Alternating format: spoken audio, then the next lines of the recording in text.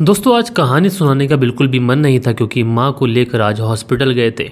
और जब से उनका हिप रिप्लेसमेंट हुआ है तो कई बार 15 दिन में या फिर महीने में हॉस्पिटल जाना पड़ता है रूटीन चेकअप के लिए। इसीलिए आज गए थे, लेकिन आज हॉस्पिटल में काफ़ी ज़्यादा लेट हो गए। इस वजह से घर लेट पहुँचे, काफ़ी ज़्यादा थक गए थे। आज तबीयत भी थोड़ी नासाज लग रही थी, इसलिए मन नहीं था कि कहानी सुनाई जाए। लेकिन कुछ ऐसी खबर एकदम से आ गई कि मैंने सोचा कि आप लोग को सुनाना चाहिए। आज की घटना यकीनन आप लोग को हैरान करेगी, परेशान करेगी, क्योंकि आज की घटना के अंदर एक 22 साल का बेटा इंस्टाग्राम के ऊपर एक स्टेटस लगाता है, एक स्टोरी लगाता है और उस स्टोरी में लिखता है कि mom I kill you, I miss you, मैं तुम्हें बहुत याद करूँगा। मैंने अपनी पूरी ज़िंदगी बर्बाद कर ली, मैंने अपनी माँ का कत्ल कर दिया। मॉम मैं तुम्हें हमेशा मिस करूँगा। इस तरीके की जब वो स्टोरी लगाता है और जब बात पुलिस तक पहुँचती है और पुलिस जब इस पूरे मामले का खुलासा करती है, उस लड़के से पूछताछ किया जाता है कि आखिर तुमने इस तरीके का स्टेटस क्यों लगाया, क्यों इस तरीके की स्टोरी लगाई। तो उसके बाद में जो लड़का कहानी सुनाता है, उस कहानी को सुनने के बाद में पुलिस वालों के भी पाँव तले से ज़मीन खिसक जाती है कि आखिर एक 22 साल का लड़का अपनी माँ का कत्ल क्यों कर सकता है। तो पूरी कहानी सिलसिलेवार तरीके से जानेंगे, लेकिन कहानी को शुरू करें उससे पहले आप सभी लोगों से पूछना चाहूँगा कि कितने लोग ऐसे हैं जो हमारे हिडन ट्रुथ वाले चैनल पर आज के दिन गए थे, क्योंकि 11 बजे एक डॉक्यूमेंट्री अपलोड हुई आज के दिन और बहुत ही बेहतरीन डॉक्यूमेंट्री है। मैं आप लोगों से बोलूँगा कि एक बार जाके ज़रूर देखिएगा और कमेंट में राय दीजिएगा कि किस तरीके की स्टोरी है, क्योंकि एक बेहतरीन तरीके से बनाई गई एक बेहतरीन डॉक्यूमेंट्री है जिसमें एक 14 साल की लड़की फेसबुक इंस्टाग्राम के ज़रिए अपने दोस्तों से मिलती है और जब वो अपने दोस्त से मिलने के लिए उसके घर पे पहुंच जाती है, तो जब वो उनके घर पर पहुंचती है तो उसका जो दोस्त होता है उसके सर पर प्रहार कर देता है। उसके बाद में बारी बारी से उस लड़की के साथ में सालों तक 120 लड़कों ने रेप किया था। पूरी डॉक्यूमेंट्री बहुत ही विस्तार से बताई गई है। आप लोग चैनल पर ज़रूर विजिट करिएगा। चैनल का लिंक मैं आप लोग को नीचे डिस्क्रिप्शन में दे दूँगा और वहाँ से आप लोग हमारे हिडन ट्रुथ पर जा सकते हैं और वहाँ पर एक बेहतरीन डॉक्यूमेंट्री का ऑप्शन आप लोग को मिलता है सुनने का। तो उस चैनल को आप लोग ज़रूर सब्सक्राइब कर सकते हैं और आज की स्टोरी के बारे में भी कमेंट्स करके ज़रूर बताइएगा। मैं आप सभी लोगों से हाथ जोड़ के प्रार्थना करता हूँ कि आप लोग हमारी मेहनत को देखिए एक बार जाकर। बहुत ही बेहतरीन तरीके से वो डॉक्यूमेंट्री बनाई गई है। तो दोस्तों चलते हैं, आज की कहानी का रुख करते हैं। रात के 10 बज चुके हैं। मैं हूं आप सभी का अपना शाबेज़ मलिक और हाजिर हूं आप लोग के सामने फिर से एक क्राइम की कहानी को लेके, एक क्राइम की घटना को लेके। और दोस्तों बात करें आज की घटना की, तो आज की घटना आई है गुजरात से और आज ही के दिन ये जो घटना है वो आती हुई दिखाई पड़ी है। गुजरात में एक जगह पड़ती है राजकोट और यहीं पर पुलिस के पास में एक फ़ोन आता है। पुलिस के पास में जो फ़ोन आता है ये भरत नाम के एक लड़के का होता है। ये भरत बताता है कि यूनिवर्सिटी रोड पर जो आकाशवाणी चौक है, यहीं पर हाउसिंग बोर्ड क्वार्टर है, हाउसिंग बोर्ड कॉलोनी भी जिसे कह सकते हैं, उसी के कमरा नंबर 3 में एक 46 साल की महिला का शव पड़ा हुआ है और उस महिला की हत्या हो चुकी है।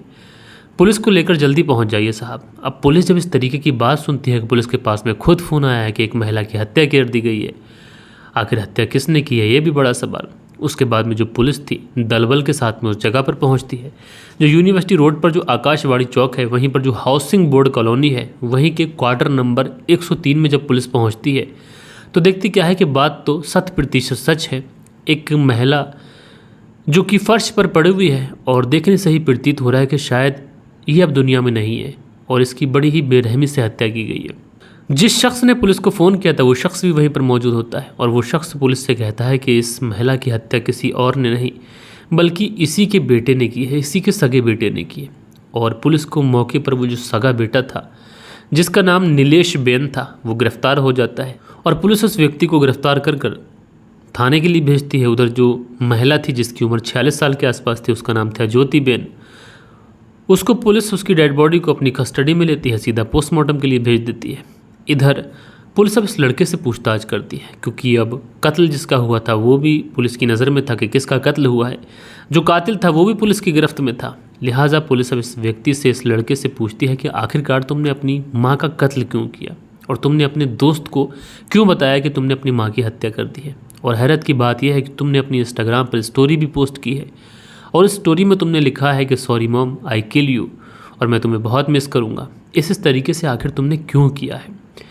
तो उसके बाद में वो जो लड़का होता है जो कहानी बताता है, उसे सुनने के बाद में पुलिस वालों के भी पांव तले से ज़मीन खिसक जाती है। दरअसल जो ज्योति बहन होती है, जिसकी उम्र अभी 46 साल के आसपास है, जो मृतक है, उसकी शादी होती है जसवंत गिरी से और 20 साल पहले इन दोनों का तलाक हो जाता है।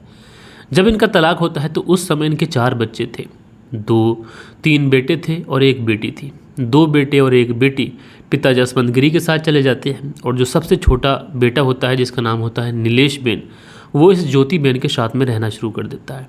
और उसके बाद में कुछ ऐसा होता है कि कुछ समय तक तो ये अपने बेटे के साथ में अच्छे तरीके से रहती है, लेकिन पिछले 12 सालों से ये जो महिला थी जिसका नाम ज्योति बेन है, इसकी दिमागी संतुलन कुछ थोड़ा ठीक नहीं रहता है। ये अपने दिमाग की दवा भी खा रही थी और इस वजह से ये बेटा बताता है कि आए दिन माँ के साथ में झगड़ा होता रहता था। माँ की बीमारी से इतना ज़्यादा तंग आ चुका था क्योंकि पिछले कुछ दिनों से, पिछले कुछ हफ्तों से माँ ने अपनी दवाई भी छोड़ दी थी और इस वजह से उसका जो दिमाग था ये इतना ज़्यादा उग्र हो चुका था कि ये अब आए दिन झगड़ा किया करती थी।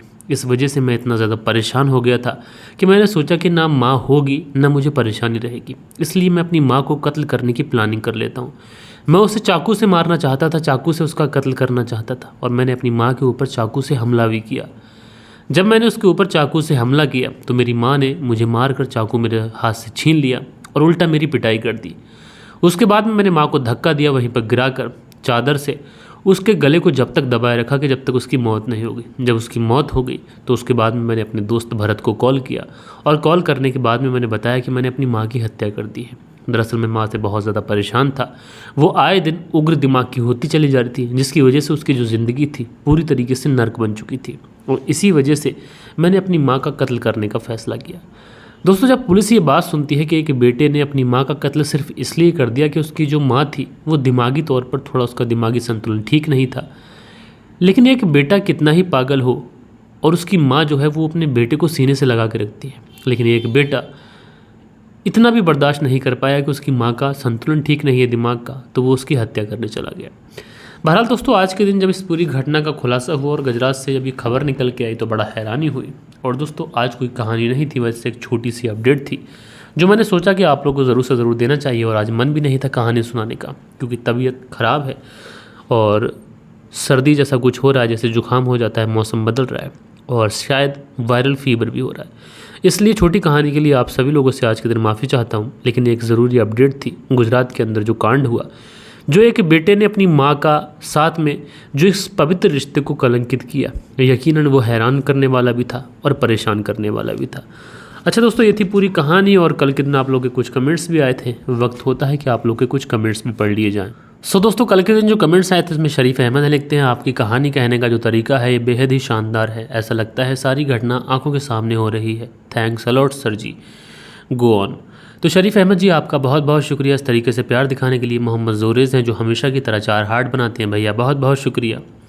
दिल बहादुर सिंह हैं लिखते हैं, इसमें गलती पत्नी की है, thank you mister Malik, nice story. तो दिल बहादुर सिंह जी, आपका शुक्रिया कि आप अपनी बिजी लाइफ से लंदन से हमारी कहानी सुनते हैं।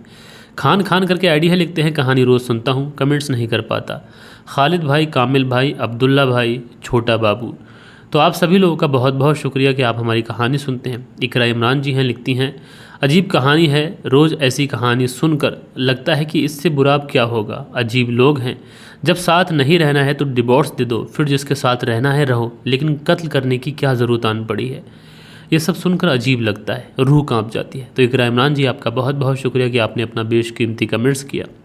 सुनील त्यागी जी हैं जो चैनल के शुरुआत से हमारे चैनल पर बने हुए हैं और लगातार अपना प्यारा सा कमेंट्स करते हैं, लिखते हैं, नमस्कार भाई साहब, रेनू सुनील त्यागी, शियाना बुलंदशहर से, तो आपका बहुत बहुत शुक्रिया। उसके बाद में जो अगला कमेंट्स है ये हरे राम शाह का और ये लिखते हैं, love from Nepal, listening from Qatar, 2 सितंबर को मेरा बर्थडे है sir, can you wish me please. जी हाँ भाई, बिल्कुल विश करूँगा, क्योंकि मैं आप सभी लोगों से कहता हूँ किसी का भी बर्थडे हुआ करे ज़रूर से ज़रूर बताया करें, क्योंकि मुझे भी अच्छा लगता है, मुझे भी ऐसा लगता है कि मैं आपकी ज़िंदगी का एक पार्ट हूँ, आपकी फैमिली की तरह हूँ। और आप लोग अगर अपना बर्थडे विशेष मुझे बताते हैं तो मैं अपनी तरफ से, अपने व्यूअर्स की तरफ से आप सभी लोगों को बधाई भी देता हूँ। तो हरे राम शाह जी, आपको आपके जन्मदिन की ढेर सारी बधाइयाँ मेरी तरफ से, मेरी सारी यूट्यूब फैमिली की तरफ से और मेरे परिवार की तरफ से। हाय करके आईडी है लिखते हैं, शावेज़ भाई अस्सलाम वालेकुम, तो भाई आपका बहुत बहुत शुक्रिया। नम्मू खान जी कमेंट्स करते हैं, आपका बहुत बहुत शुक्रिया। उसके बाद में दानिश लिखते हैं, सुदेश कुमार जी, क्या हुआ, हाथ कटा या नहीं, उसके साथ एक वीडियो बनाओ सर जी, बहुत दुख की बात है, खुदा सबको सलामत रखे। तो दानिश जी, आपने इस तरीके से कमेंट्स किया, सुदेश जी के बारे में आपने चिंता जाहिर की, आपका बहुत बहुत शुक्रिया। ये एक अच्छे इंसान की पहचान होती है कि एक इंसान अगर प्रॉब्लम में है तो दूसरे इंसान को भी तकलीफ़ होना चाहिए। तो जी हाँ, सुदेश कुमार जी का जो हाथ है वो अब उनके जिस्म से जुदा हो चुका है, हाथ उनका कट चुका है। और जैसे ही वो घर आ जाएंगे तो मैं उनसे मिलने जाऊंगा और उनके साथ में एक वीडियो भी बनाऊंगा। मुझे बहुत ज़्यादा अफसोस है कि जिन सुदेश कुमार जी को हम देखते थे, अच्छे भले देखते थे, अब के बाद जब वो ठीक हो जाएंगे तो उनको हम देखेंगे कि उनका एक हाथ ही नहीं होगा। लेकिन कोई ऐसी बात नहीं है, जो होना था, जो ऊपर वाले को मंजूर था वो हुआ। लेकिन आगे से वो तंदुरुस्त रहें, अच्छे रहें और उनका जो इन्फेक्शन है अब कभी किसी और पार्ट्स में ना फैले, इसी तरीके की कामना करते हैं। सो दोस्तों, ये कुछ प्यारे प्यारे कमेंट्स थे जो कल के दिन आप लोगों के आए थे। आप लोग ज़रूर बताइएगा कल के दिन कमेंट्स करके। जो हिडन ट्रुथ वाली कहानी है उसको आप लोग ज़रूर सुनिएगा, क्योंकि आज की ये कहानी तो आप लोगों के लिए नहीं थी, लेकिन आप लोग हिडन ट्रुथ वाली कहानी को ज़रूर सुनेंगे तो आप लोग सोचेंगे कि आपका दिन बन गया। मिलते हैं नेक्स्ट वीडियो में, जब तक के लिए अपना ख्याल रखिएगा, देश का ख्याल रखिएगा, परिवार के रिश्तों की अहमियत को समझिएगा। जय हिंद, जय भारत।